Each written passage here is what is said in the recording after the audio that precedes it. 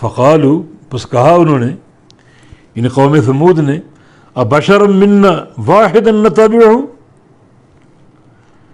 کیا ہم میں سے ایک ہی بشر کی اتباع کریں ہم، یہ ابشرا واحدا، ایک ہی بشر، ایک انسان کی اتباع کرے، منا ہم میں سے، نتبعہ اس کی اتباع کرے.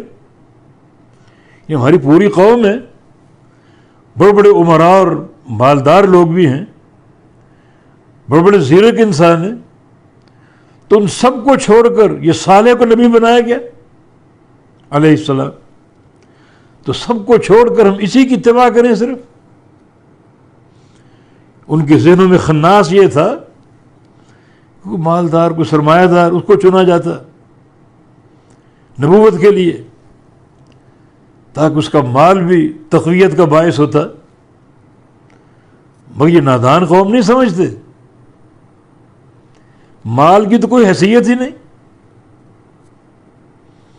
ساری دنیا اور دنیا کے سارے خزانے اور سارا مال اکٹھا ہو جائے، بے حیثیت. حدیث ہے نبی علیہ السلام کی،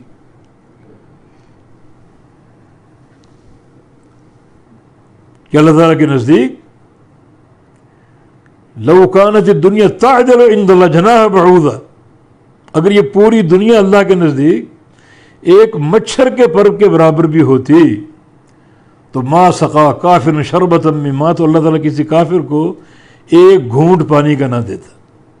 تو بے قدر شے، اور کفار کو یہ خبط سوار ہے، اصل شے مال ہی.